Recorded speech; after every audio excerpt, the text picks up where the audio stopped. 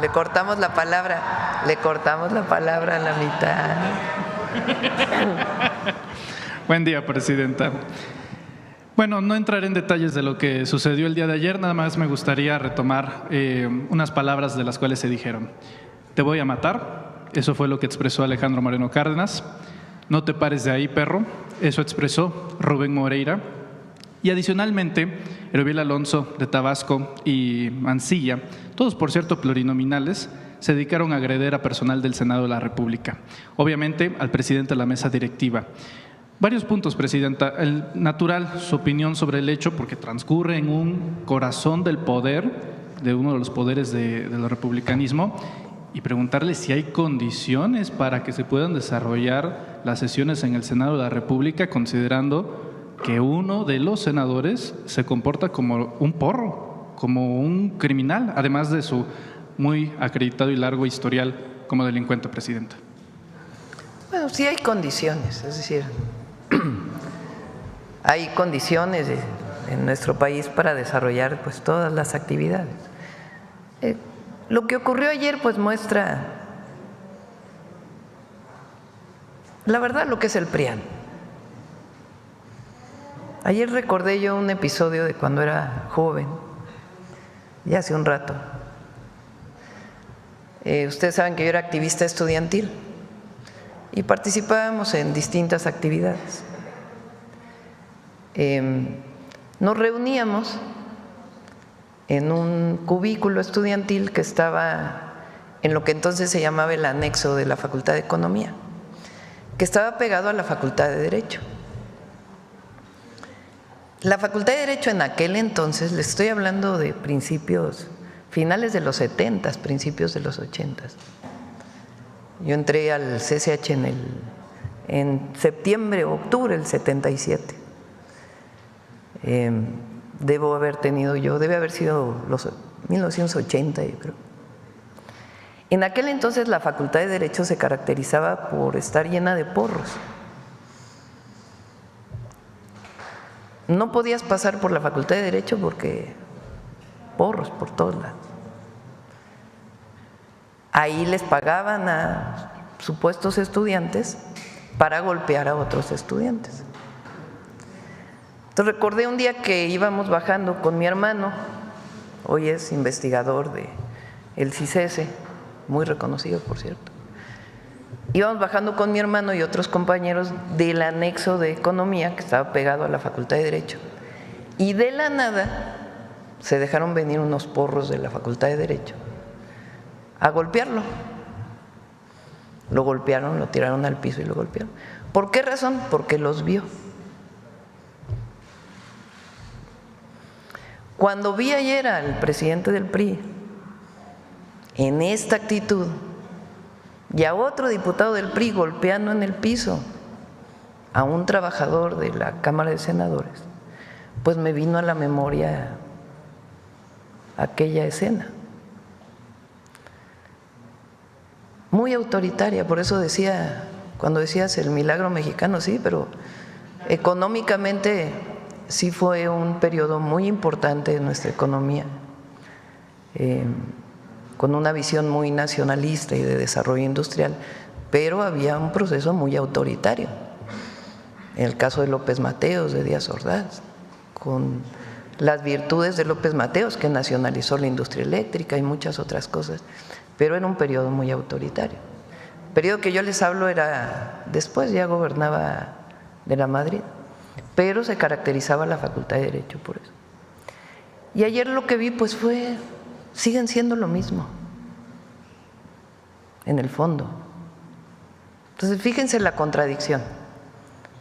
Ellos hablan de que nosotros somos un gobierno autoritario, cuando lo que promovemos son las libertades en nuestro país, la democracia, la participación de la gente, libre. ¿No les parece muy autoritaria la actitud de ayer del presidente del PRI y de sus diputados? Ahora, son el PRIAN, no se nos olvide, son el PRIAN. Entonces, lo que pasó ayer, pues muestra lo que son, muestra lo que son. un autoritarismo enorme y pues la resolución a golpes de lo que podría haberse dialogado. Pues están en un espacio de diálogo por excelencia, ¿no?, que es el espacio parlamentario y de debate por excelencia. Entonces es muy lamentable que haya ocurrido esto, porque se ve claramente, ni voy a pasar el video porque no creo que valga la pena, pero claramente cuando uno ve el video se ve de dónde viene la agresión y luego el golpeteo de este compañero en el piso, ¿no?, con estas palabras que tú dices. Entonces es importante pues que se conozca cuál es su actitud, quiénes son, por qué tienen tanto odio, tanta violencia. Esa es otra cosa. Yo creo que lo importante aquí es que la gente y todos veamos quiénes son, cómo se comportan. Y por otro lado, pues la hipocresía, porque ¿cómo es que llaman autoritario al gobierno cuando nosotros lo que promovemos son libertades y democracia? Y de su parte, pues esta actitud, ya sea para ir a denunciar a Estados Unidos algo, porque también lo ha hecho el presidente del PRI, de una manera pues muy poco nacionalista, por decirlo menos, y al mismo tiempo pues estas actitudes que son condenables, pero para que vean lo que son, lo mismo de entonces, los porros de entonces, pues los de ahora. La razón de preguntarle si hay condiciones es porque posteriormente a este episodio, que no fue espontáneo, fue premeditado, fue organizado, en conferencia de prensa Moreno Cárdenas asegura que va a seguir siendo inflexible, es decir, una amenaza velada. Adicionalmente, pues en el 1 de septiembre se tiene que entregar el informe de gobierno a través de la Secretaría de Gobernación, y en este conjunto de San Lázaro pues se unen los senadores y diputados, entre ellos los que agredieron el día de ayer. Por lo mismo, preguntarle si hay condiciones ante lo que ya es una amenaza velada de Moreno Cárdenas. Y tienen que tranquilizarse los ánimos, porque tienen que tranquilizarse. Fíjense, es que el PRI en la elección pasada tuvo 6% de la votación. ¿Por qué me pones los resultados de la votación del 2024? Por partido político. Ahí están los resultados del cómputo distrital del INE. ¿Eso es para presidente o para presidencia? Bueno, presidencia. El PAN 9.6 millones de votos. El PRI no alcanzó ni los 6 millones de votos. Venían aliados, no se nos olvide. El PRD, bueno, sí, ya perdió, hasta el registro perdió. El Verde, 4.6 millones. El PT, 3.9 casi. Movimiento Ciudadano, 6.2. Morena, 27.3.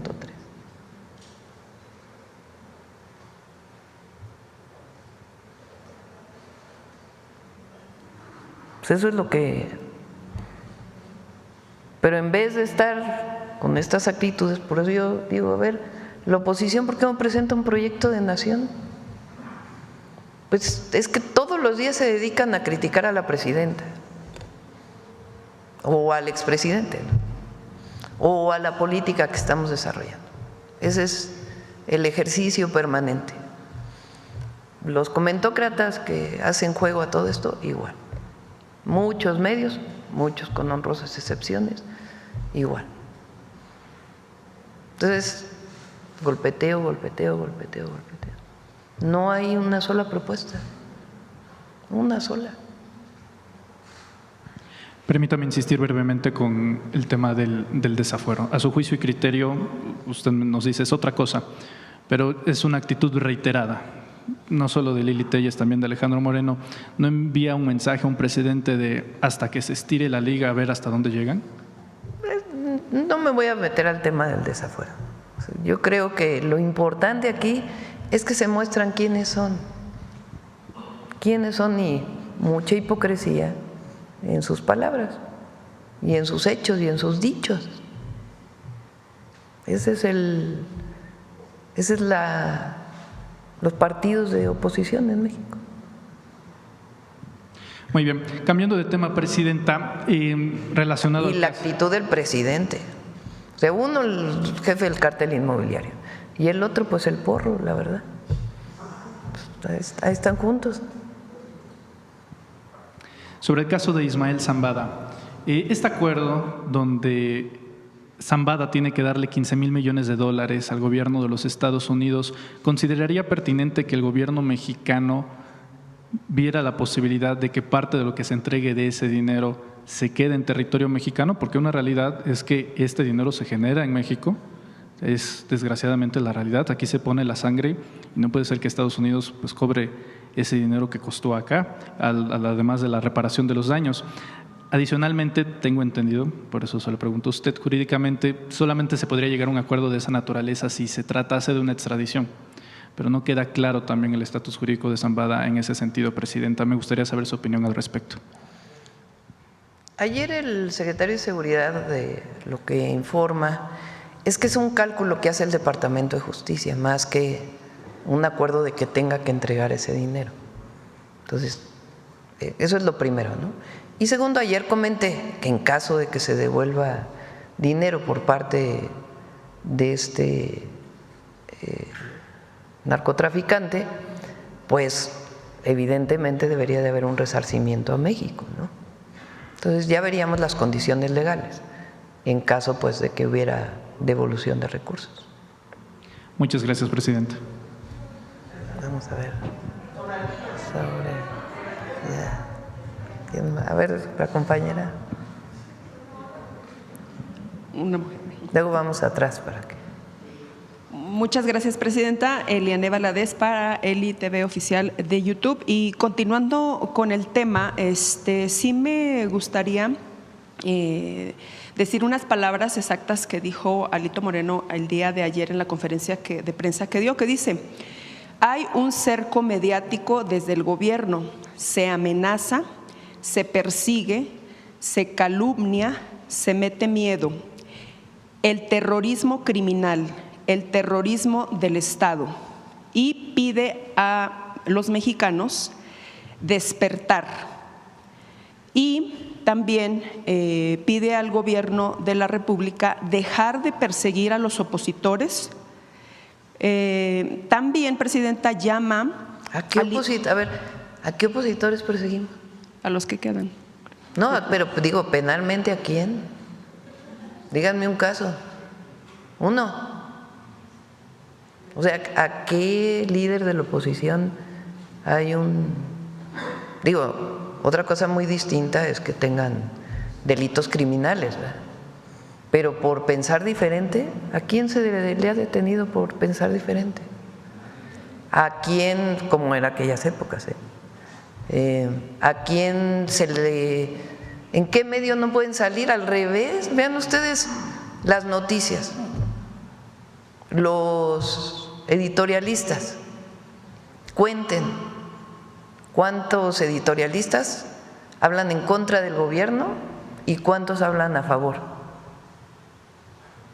Cuenten cuántas notas hay de lo que difundimos en la mañanera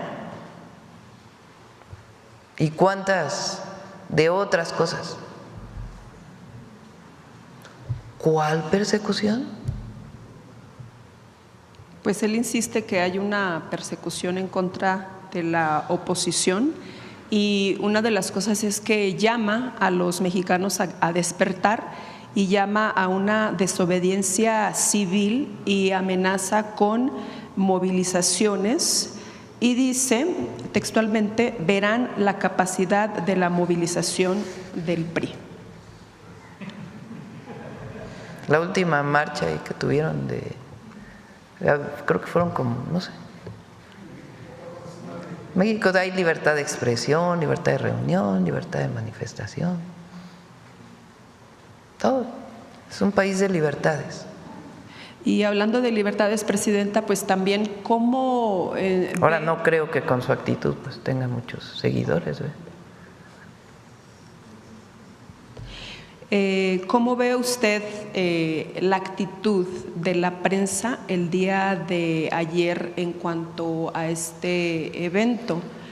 Porque pues todos vimos los videos y pues cada quien tiene su propia opinión, ¿no? Pero la mayoría de las personas pues obviamente piensan e insisten que el PRI fue el que comenzó todo. Sin embargo, pues la prensa pues inmediatamente se lanzó diciendo que hubo un pleito con la editorial, ¿no? ¿Cuál es su opinión acerca de eso? Pues lo que decía, imagínense. O sea, dicen que no tienen espacio en los medios, que hay represión. ¿Cuándo? Y sí, se trató de presentar como si fuera un zafarrancho ahí en el Congreso, pero es muy clara de quién viene la agresión y después pues esta actitud condenable de este compañero que se pone enfrente para poder parar lo empujan y después lo patean en el suelo a la vista de otro diputado del PRI y la amenaza, ¿no? Entonces sí es muy importante que se vea cómo ocurrió y de quién vino la agresión. Personalmente tuve la oportunidad de estar ahí y pues también grabamos todo. Presidenta, ¿nos podría confirmar cómo va a ser su día el 1 de septiembre y a qué evento estaría acudiendo para la toma de protesta de los nuevos ministros? Bueno, en la mañana vamos a ir al Gabinete de Seguridad, como todos los días. No va a haber conferencia ese día, eso sí, es lunes. No va a haber Pueden llegar más tarde. ¿El lunes? El lunes no va a haber conferencia, a las 11 es el informe, es aquí en Palacio Nacional, viene obviamente el gabinete ampliado, e invitados de todos los sectores de la sociedad, empresarios, medios de comunicación, indígenas de todo el país, trabajadores, universidades, vienen de todos los sectores y después hasta las 10 de la noche creo que voy a la toma de protesta aquí, enfrente, en la Suprema Corte. Voy a la formal, a la protocolaria. Ya después tienen ellos un evento, ya yo me retiro. Perfecto. ¿Y está garantizada la seguridad para ese día, dado que se esperan protestas y algunas manifestaciones que se han anunciado en redes sociales? Pues no sé qué manifestaciones, la verdad. No he visto. Muchas gracias, Presidente. Sí. A ver, van a decir porque si no, para que puedas terminar tu pregunta y luego vamos atrás.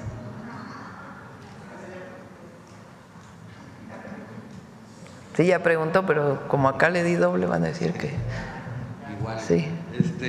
Bueno, Presidenta, en una investigación que hicimos entre el periodista Osvaldo Maculi de El Almanaque de Puebla y un servidor, detectamos que tras 7 años la propiedad del Club Puebla ha sido una simulación que la ha avalado la Federación Mexicana de Fútbol. De acuerdo con documentos oficiales, la institución no pertenece al empresario local Manuel Jiménez García, como se ha dicho públicamente, sino a 2 personajes desconocidos, abogados ligados a TV Azteca, en lo que parece ser un esquema sofisticado de prestanombres para ocultar a los verdaderos dueños. Encontramos las actas constitutivas y todo el registro que se le ha hecho a esas actas constitutivas, y pues nos encontramos que cada vez que ponen un representante legal o o alguien con poderes, pues todos están vinculados a TV Azteca. Por ejemplo, el primer administrador único de la empresa fue Rafael Rodríguez Sánchez, entonces director jurídico de TV Azteca, y todas las solicitudes de cambio de objeto social las ha emitido Denise Andrea Rivas Rodríguez, abogada corporativa del grupo, e incluso han puesto las direcciones de Periférico Sur 4121, en donde están las instalaciones de TV Azteca.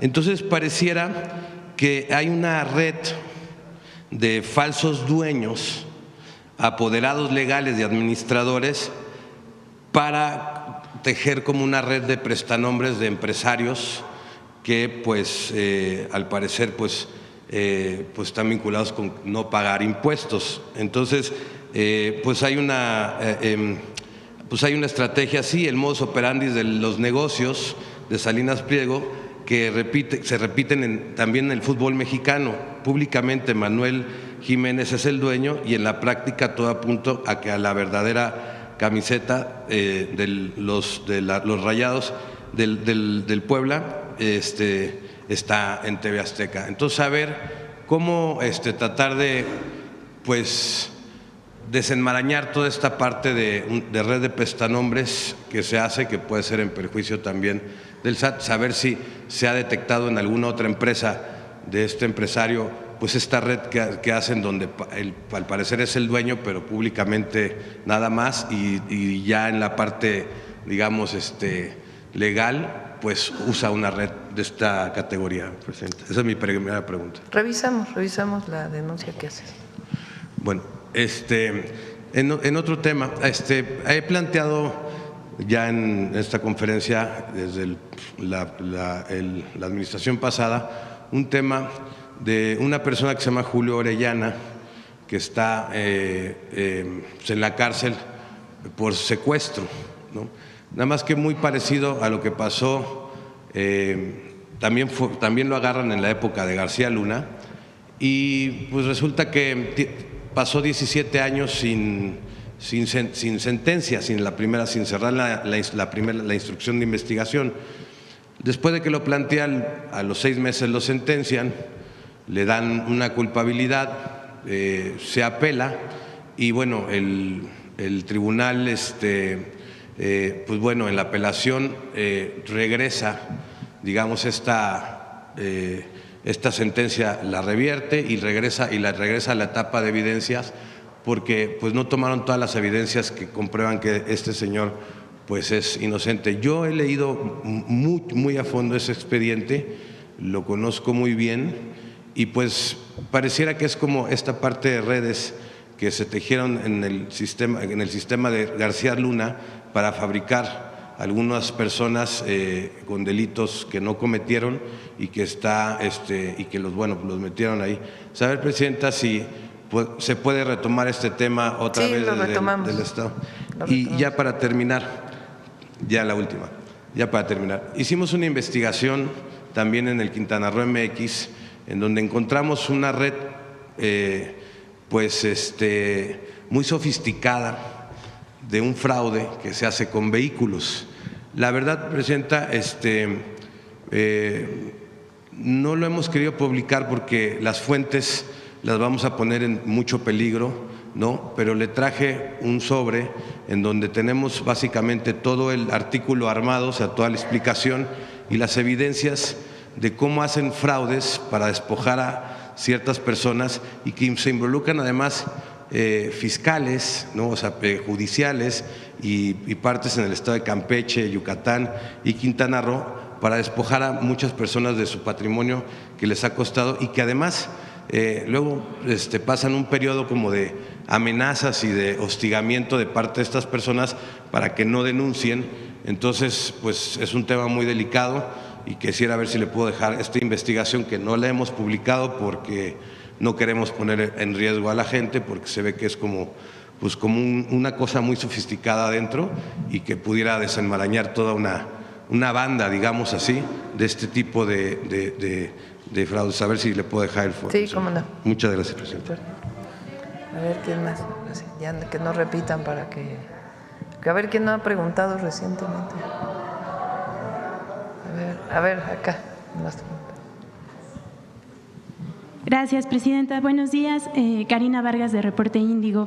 Primero, saber si nos pueden dar más detalles sobre los acuerdos a los que se llegaron el día de ayer con las autoridades brasileñas en materia comercial, qué implican y en qué sectores se enfocan estos acuerdos. ¿Quieres comentar? No sé.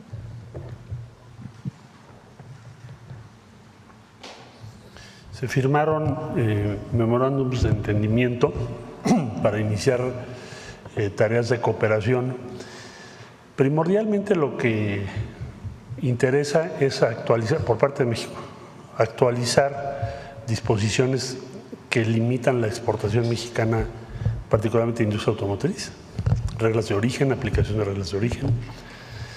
Y por parte de Brasil, pues lo que tiene que ver con algunos temas agroalimentarios. Ellos son una potencia exportadora en esa materia.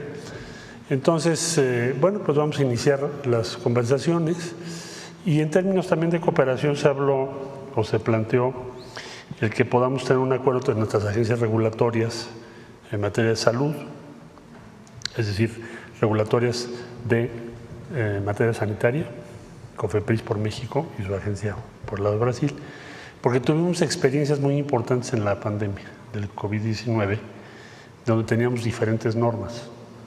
Entonces fue muy complejo cuando México enviaba vacunas, porque enviamos vacunas a muchos países. Teníamos que pasar un proceso muy complejo, regulatorio, porque en casi todos los países lo que tenemos es la obligación de probar los medicamentos en cada país durante un tiempo. Entonces, cuando tienes una emergencia, pues no se puede hacer eso. ¿Cómo lo podemos resolver? Con un principio muy elemental, como son agencias regulatorias de muy alto nivel, hacen un convenio en donde reconocen que lo que tú apruebas, como hacemos con la FDA de Estados Unidos, si tú apruebas algo, la posibilidad para nuestra agencia regulatoria de también aprobarlo es muy alta. Entonces, eso también se está planteando. Etanol como biocombustible para México. Brasil está muy dispuesto a trabajar en ello y tienen una tecnología muy avanzada. Y también otras áreas de cooperación, como podría ser la exploración en aguas profundas. Ellos producen más de 3,5 millones de barriles al día, primordialmente en aguas profundas, tienen una experiencia muy grande. Entonces, está todos esos temas en los memorándums de cooperación entre los dos países. Evidentemente el canciller va a informar en más detalle, pero eso me estoy refiriendo a los que tienen que ver con economía, comercio y economía. ¿Se ha planteado la posibilidad de firmar un acuerdo comercial como el que se tiene con Estados Unidos y Canadá? No, no sería el objetivo. ¿Hay algún Tenemos otro? acuerdos de complementariedad, denominados AC53 y AC55. Lo que haremos es tratar de actualizarlos, porque se firmaron hace más de 20 años, pero no estamos planteándonos un acuerdo de libre comercio en este momento. Gracias. Presidenta, ¿se tiene previsto la firma de más convenios en la reunión que presida hoy? Esencialmente los que mencionó Marcelo es un acuerdo de complementariedad. Brasil produce y tiene tecnología en ciertas áreas que le interesan a México y también nosotros tenemos desarrollo en ciertas áreas que le interesan a Brasil. Recuerden que se reunieron los empresarios, no solamente el vicepresidente de Brasil y Relaciones Exteriores, Economía, Energía, sino también hubo reunión entre empresarios para ver si puede haber alguna complementariedad. ¿Y se tuvo algún resultado? Ahora me voy a reunir yo a las 12 y ahí pues vamos a hacer un resumen de las reuniones que se han tenido, los acuerdos que se pueden alcanzar, pero sí, en efecto, como bien dice el secretario de Economía, no estamos pensando en un acuerdo de libre comercio, sino más bien de colaboración y cooperación en ciertas áreas. Gracias. Presidenta, en un segundo tema, el INEGI y Banjico dieron a conocer que en julio pasado las exportaciones en México aumentaron un 4% en comparación con julio de 2024. Esto a pesar de la caída de las exportaciones automotrices hacia Estados Unidos. Preguntarle, ¿cuáles son los factores que influyen para tener estos resultados? Bueno, que tenemos la mayoría, recuerden, de los productos que se fabrican en México no tienen aranceles. O sea, se mantiene el tratado comercial. Porque hay esta idea de que como hay aranceles en vehículos limitado, porque recuerden que hay un descuento por lo que se fabrica en Estados Unidos y también en una parte en México, y está el tema del acero y el aluminio y algunos otros que se han puesto a todos los países del mundo. Eso representa una tarifa muy alta para México. Pero no, recuerden que el 25% es para todos aquellos productos que se exportan fuera del TEMEC. Todo lo que está dentro del TEMEC sigue teniendo aranceles ceros, con sus características para los vehículos terminados, para acero y aluminio y para cobre que recientemente se emitió, pero en todo lo demás se mantiene el TEMEC. Entonces eso es algo muy importante, muy importante. Y así como nosotros queremos producir más en México para el consumo interno, pues también queremos mantener el tratado comercial que permite fortalecer a las tres economías. Sí, en este sentido preguntarle cómo van las negociaciones con Estados Unidos sobre los temas arancelarios, ya que el día de ayer se anunció que Correos de México suspenderá temporalmente los envíos postales y de paquetería a ese país por un nuevo impuesto del gobierno estadounidense ahora a los productos postales. Sí, prácticamente todos los países lo hicieron. Hace algunos meses, yo creo, ¿verdad? Sí. Emitió el gobierno de los Estados Unidos que todo lo que le llaman mini-MIT, lo que llega a Estados Unidos de un valor menor a $800, tiene un impuesto del 25%, de todo el mundo, no solamente de México. Pero no han definido cómo van a cobrar ese impuesto. O sea, es un tema del gobierno de los Estados Unidos, de sus instituciones, que no han determinado cómo se va a pagar. Entonces, incluso las líneas aéreas que llevan estos paquetes dijeron: no vamos a llevar la paquetería porque no sabemos cómo se va a cobrar el impuesto y si la van a recibir. Entonces, estamos esperando a que emitan los lineamientos el gobierno de los Estados Unidos y ya reiniciar las exportaciones a través de Correos de México. Esta es la razón, pero prácticamente todos los países del mundo suspenden porque incluso las aerolíneas pues no quieren llevar esta carga porque no se ha definido cómo se va a cobrar este impuesto. Gracias, Presidenta. Finalmente, saber si tiene mayor información sobre las 70 denuncias que presentó el gobierno de Tamaulipas contra la administración de Francisco García Cabeza de Vaca por un desvío de recursos de al menos 343 millones de pesos. Pues más bien la Fiscalía tendría que informar sobre este tema. ¿Sabe si las órdenes de aprehensión contra Francisco Cabeza de Vaca siguen vigentes? La Fiscalía tendría que responder. Gracias, Presidenta. Bueno, a ver, ¿quién más? A ver, el compañero acá. Sí. Hola, ¿qué tal? Muy buenos días, Presidenta, funcionarios, maestra que la acompañan. Presidenta, quisiéramos saber un mensaje, porque hay muchos jóvenes que quieren ingresar a la política y ayer lo vimos en redes después del incidente que se da en el Senado, que empiezan a hablar que ya debe de empezar a haber un cambio generacional en la política porque ellos decían que tanto de un lado como del otro no hay diálogo, ¿no? Y están en su derecho los jóvenes porque ellos tienen derecho a cuestionar. Yo nada más le hago la pregunta directa, Presidenta, ¿qué mensaje usted le puede mandar a los jóvenes que están queriendo incursionar en la política al ver esas imágenes que sucedieron el día de ayer? La política es una herramienta de transformación. Es la vía pacífica para la transformación. La política tiene que ver con estar cerca de la gente, con querer transformar el país para construir un país más justo. La política no tiene que ver con hacer una carrera política para llegar a ser diputado, si no tienes un objetivo. Nosotros concebimos que la política es una tarea de todas y todos los mexicanos, no de los que se quieren dedicar a la política como una vía de trabajo. Y aquellos que se quieren dedicar a la política decía el presidente López Obrador, al noble oficio de la política, pues lo que tienen que pensar no es en un beneficio personal o en la fama, sino para qué quieres hacer política. Entonces nosotros concebimos la política para el bienestar de la gente, como una herramienta de transformación, como la vía más idónea. Es la mejor vía de transformación del país, hacer política para transformar. Aquí hacemos política para transformar, para el bien del pueblo. Y la política es estar en las colonias, estar en el campo, trabajando con la gente. Y también buscar una representación popular, pero ¿para qué? ¿Qué leyes quieres hacer? No es ser diputado por ser diputado. Entonces, a las y los jóvenes, la política no es solamente sentarse en un curul. La política es la vía de transformación de la sociedad. Okay.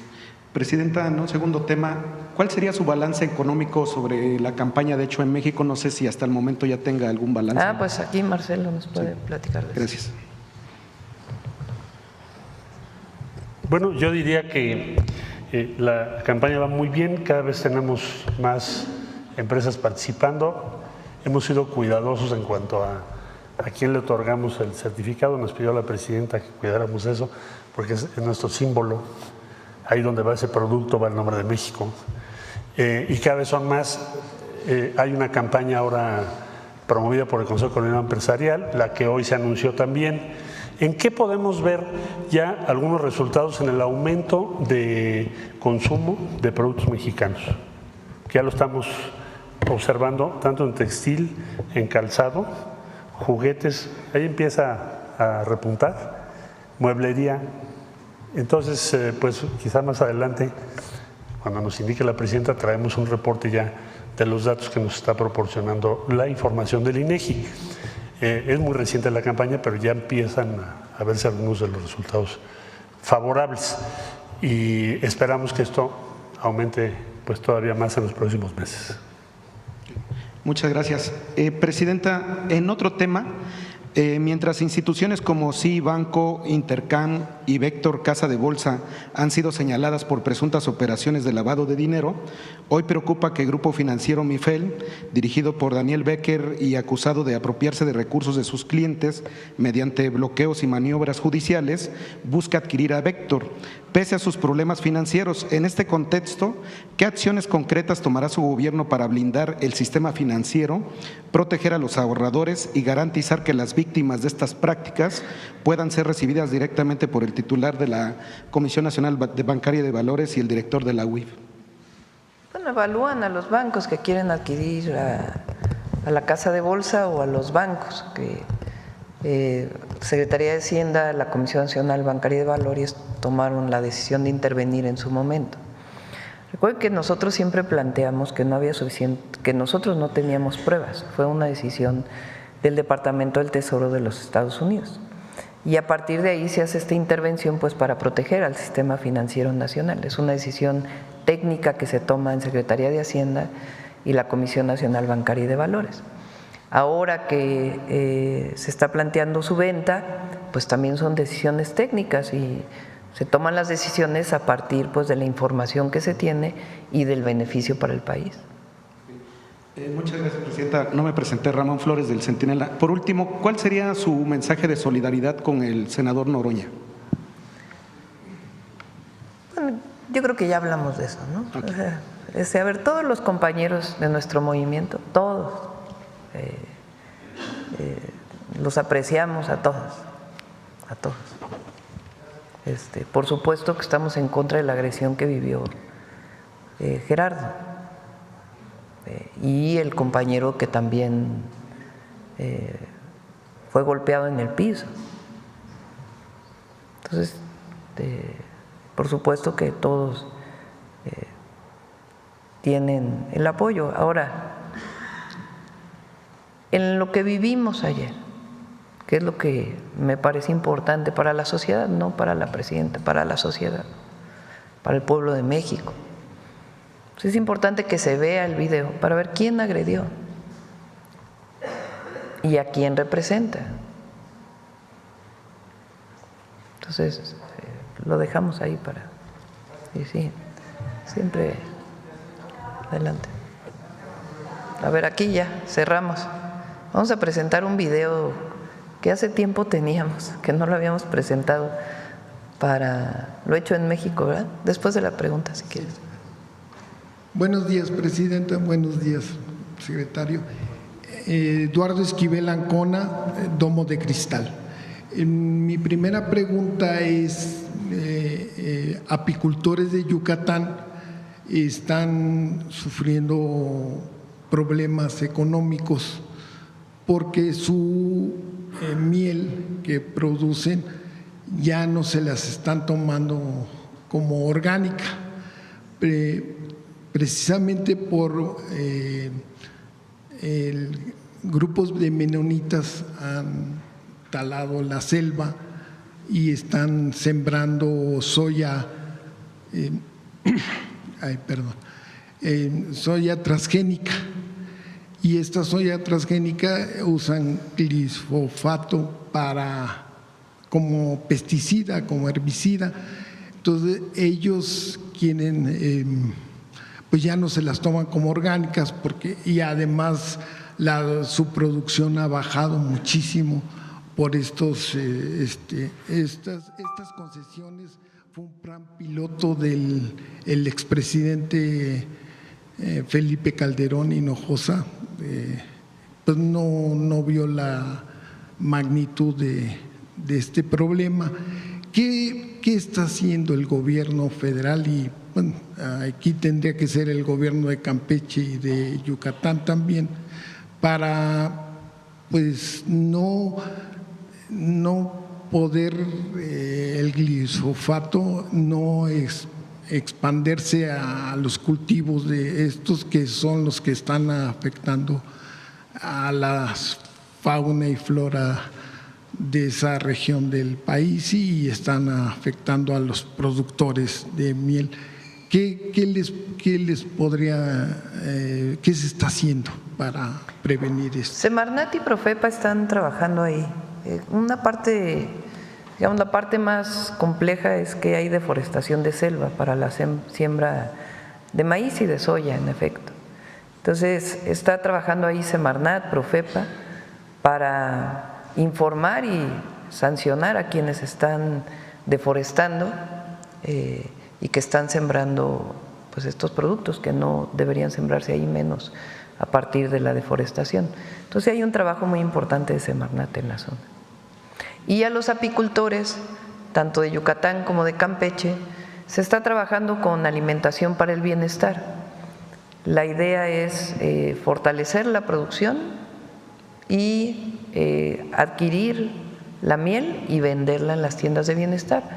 Ahora incluso también en la miel se está buscando un procesamiento para venderlo como dulces, gomitas, sin agregar mayor azúcar, sino sencillamente la que tiene la miel.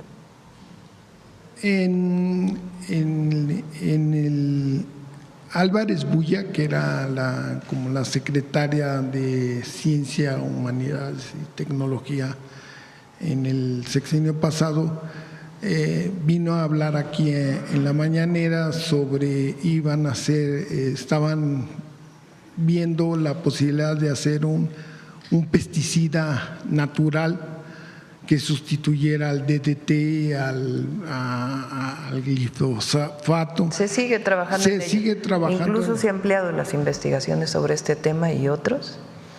Y la prohibición de un montón de productos de pesticidas que no se habían prohibido en COFEPRIS, ya está a punto de salir. Dije que ya iba a salir, lo vamos a presentar yo creo la próxima semana para ya no retrasarlo. Sí, porque sí es importante, porque sí afecta. En una siguiente pregunta, Presidenta, el lunes pasado… Creo que se dice plaguicidas, ¿no? En español. Plaguicidas. Pesticidas es Sí, suena un muy anglicismo, ¿verdad? El lunes pasado se cumplieron 100 años de la fundación del Banco de México y usted dijo que lanzaba dos retos, ¿no? Para el crecimiento con bienestar, y para esto marcaba al sistema bancario que fueran más accesibles los créditos, pero con responsabilidad. Obviamente no regalan, y la digitalización. Mi pregunta sería, ¿están pensando cambiar el mandato del Banco de México, que no sea solo para la estabilidad de precios y conservar el poder adquisitivo de la moneda, sino también de fomento al empleo y al crecimiento? No estamos pensando en ello. Lo que sí queremos, que lo hemos platicado mucho, es en el gabinete económico, es que haya más acceso a los créditos. En México el crédito es muy caro. Somos de los países en el mundo en donde la relación crédito-PIB es la más baja. La banca mexicana casi no da créditos, y menos a las pequeñas y medianas empresas. Ahí evidentemente tiene que participar también la banca de desarrollo, pero tiene que haber un compromiso de la banca comercial para facilitar los créditos responsables. Nadie quiere caer en una situación donde se dé créditos de manera irresponsable, donde la gente no tenga posibilidad de pagar. Tienen que ser responsables, pero tiene que abrirse el crédito en nuestro país. Uno ve las estadísticas, en América Latina el que menos, ahora que estaba viendo una publicación de Banco Mundial del crecimiento de los países de América Latina, uno de los temas que plantean es el crédito, de que haya acceso al crédito. En México es muy difícil acceder al crédito, muy difícil. Entonces, en ese sentido planteé no solo un reto al Banco de México, sino a la banca comercial que estaba ahí, y obviamente lo que tengamos que contribuir como Secretaría de Hacienda en este proceso, pero tenemos que dar las facilidades para mayor competitividad en el sistema financiero y acceso al crédito. Es algo fundamental en cualquier economía. ¿Y usted ya habló con los banqueros? Sí, hubo una primera firma que se hizo, pero hay que seguir impulsándolo. Se hizo en la última reunión de la banca, que fue en Nayarit, pero tiene que ser algo que se abra en nuestro país, que se fortalezca, y hay que hacerlo entre los tres. No es el Banco Central, que tiene su autonomía, la banca privada, la banca de desarrollo y Secretaría de Hacienda y Secretaría de Economía. Y en este sentido, ¿hay posibilidad de la inclusión financiera que también? Y por eso hablábamos de la digitalización también. Sí, en eso Sí. le iba a preguntar. Sí, miren, por ejemplo, la India, Brasil, tienen sistemas de pago electrónicos muy accesibles. Aquí en México se hizo el sistema CODI de Banco de México para accesibilidad en los pagos electrónicos, pero no se usa. Entre otras razones también porque las comisiones son muy altas y los bancos no quieren promover el CODI porque no tiene comisiones. Entonces tenemos que sentarnos en una mesa para los dos grandes temas, entre otros muchos, ¿no? Que tienen que verse con la banca, que es el acceso a crédito y el proceso de digitalización, que lo vamos a impulsar desde el Gobierno de México. Bueno, ya por último, me acaban de mandar mensajes que están agradecidos los zapateros de Tikul, Yucatán, por esta decisión de que tomaron. Muchas gracias. Gracias. Bueno, ya vamos a cerrar.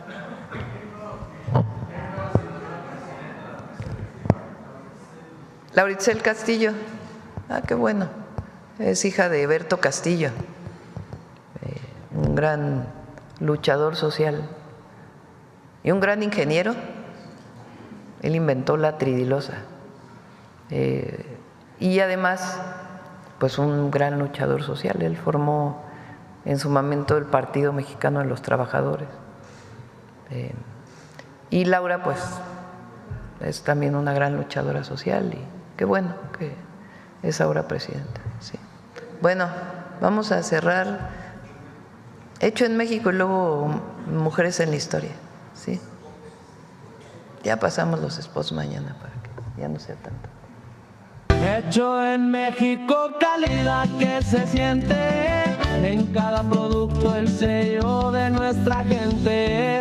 Hecho en México es orgullo nacional, seguro que lo he hecho aquí. Te va a encantar. En fábrica, taller o el campo somos talento y trabajo. Lo que en México se hace lleva alma, lleva el legado. De norte a sur se produce con pasión y con cuidado. Y lo que se hace en mi tierra ya está cruzando el charco. Hecho en México, calidad que se siente en cada producto, el sello de nuestra gente. Hecho en México es orgullo nacional, seguro que lo he hecho aquí, te va a encantar. Cómpralo hecho en mi suelo, es futuro y es respeto. Le das fuerza a mi bandera y al país que tanto quiero. Hecho en México, compa, aquí se hace bien y se va hasta el cielo.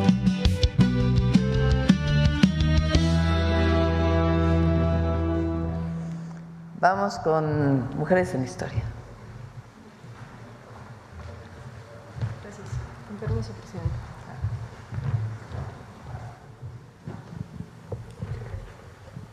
Muy buenos días a todas y a todos. Lo que vemos en la imagen es una representación del entonces Teatro Nacional del siglo XIX. Y en estos momentos me va a salir la maestra que tengo dentro, así es que les voy a pedir que cierren los ojos, se acomoden, se relajen y vamos a escuchar algo. Imagínense.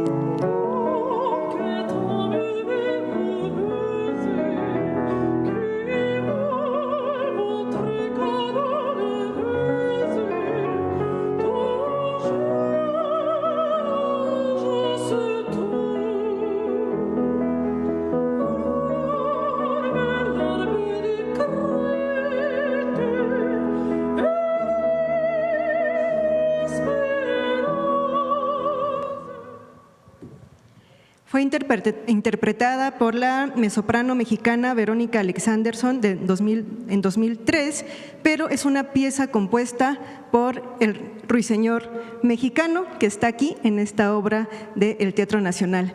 ¿De quién estamos hablando? Exactamente, Ángela Peralta, el ruiseñor mexicano. Conozcámosla, por favor.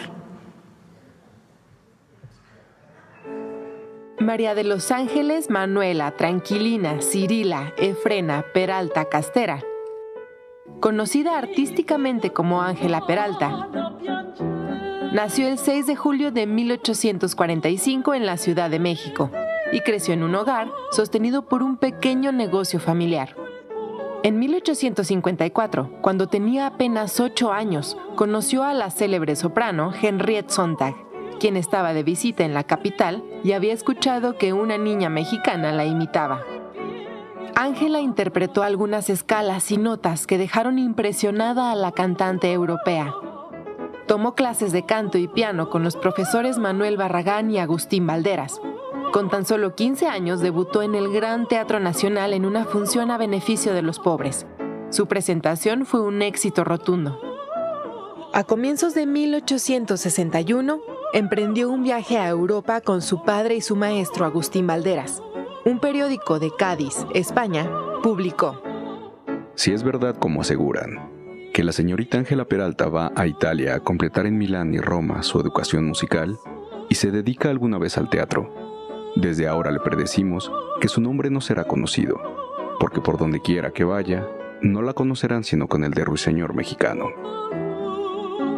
En 1862, Ángela Peralta se presentó en el prestigioso teatro A la Scala de Milán, con Lucia di Lammermoor, una ópera exigente que le permitió demostrar su talento.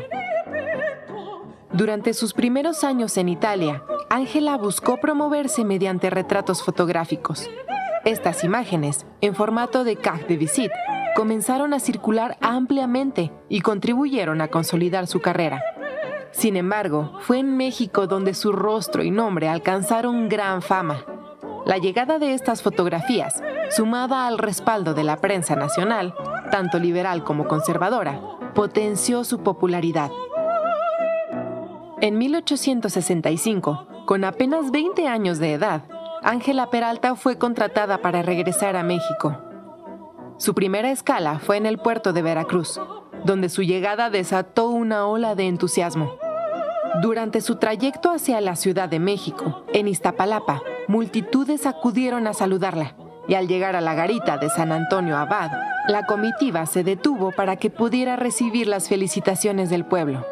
El fervor popular hacia Ángela Peralta no era solo admiración por su talento, sino también una proyección de esperanza en medio de un país profundamente dividido por las tensiones entre el imperio de Maximiliano y el liberalismo republicano. Tras ofrecer funciones en distintas ciudades de México y participar en la inauguración en Guadalajara del Teatro Juan Ruiz de Alarcón, hoy Teatro Degollado, Ángela Peralta continuó sus giras por América y Europa, llegando hasta Rusia. Después de años de gloria en los escenarios del mundo, regresó a México en la década de 1870. A la par de su carrera como soprano, publicó en 1875 un álbum musical con composiciones propias. Ausencia, Vals, Lejos de ti, Vuelta a la patria, Pensando en ti, México galopa, Un recuerdo para mi patria, Nostalgia, Adiós a México. Después de un tiempo, en 1883, durante una gira, Ángela llegó a Mazatlán, pero la epidemia de fiebre amarilla que azotaba la ciudad le impidió continuar. Lamentablemente, el 30 de agosto de ese año, Ángela Peralta murió a los 38 años a causa de esta enfermedad. Hoy, sus restos permanecen en la Rotonda de las Personas Ilustres.